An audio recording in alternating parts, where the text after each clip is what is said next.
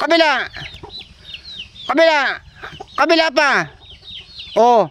Huwag pakialaman yung pusa ha. 5. Kabila. Kabila pa. Kabila. Asa ba yung kabila mo?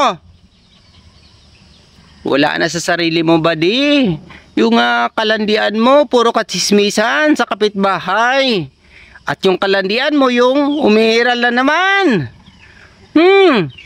Kapag nabubuntis ka ng di oras, papalayasin talaga kita rito, ha? Yun yung tandaan mo. Di ka nga marunong manghaluibid para sa atong panodan. Puro ka pa kalandian sa kapitbahay. Kapag nagbubunga yung kalandian mo, ha? Papalayasin talaga kita dito sa pamamahay na ito, ha? Tandaan mo yan, ha? Uwi ka lang dito sa bahay kapag nagugutom ka. Di ka nga marunong magbantay dito sa bahay. Ikaw yung binabantayan namin ni mama kung kailan ka uuwi para kumain. Anong klaseng aso ka, ha?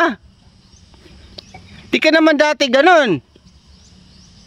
Ngayon, wala na. Yung kabaitan mo nasisira dito sa kalandian mo na yan. Kapag nabubuntis ka ng di oras, yung anak mo na to, dalhin mo sa labas, ha? Doon kayo matutulog. Ha? Tandaan mo yan? O, upo, di pa nga pinapakain. Nawawala na yung paggalang mo sa pagkain, ha? Di pa nga tinatawag, ha? Upo, upo. Give me 5. Kabila. Sa yung kabila. Ang kabila pa. Kabila.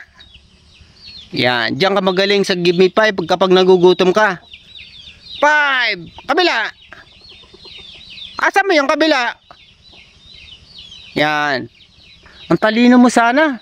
Pero sinisira ng katalinuhan mo na yung kalandian mo. Oh. Di pa nga kita pinapakain, ha? 5. Kabila. Kabila. Kabila pa. Oh. Huwag pakialaman yung pusa, ha? 5. Kabila.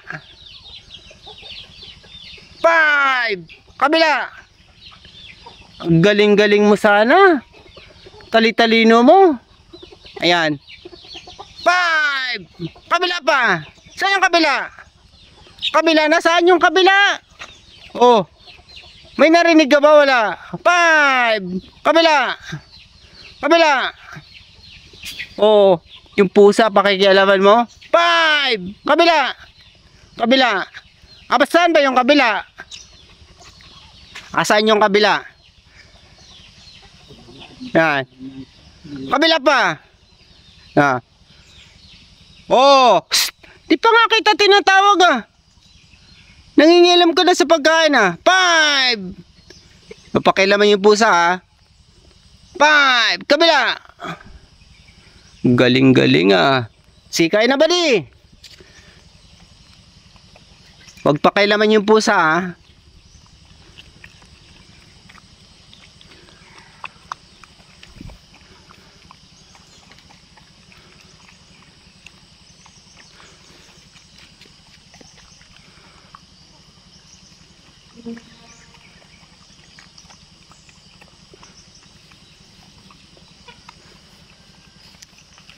Oh, huwag pagalitan yung pusa.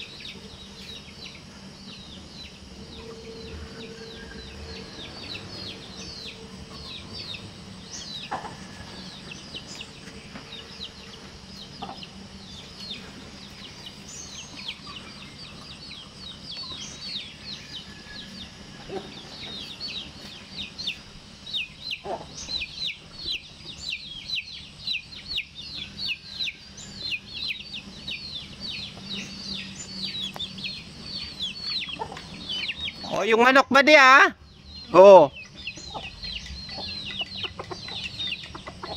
Manok ba di Oh, pakailaman yung manok.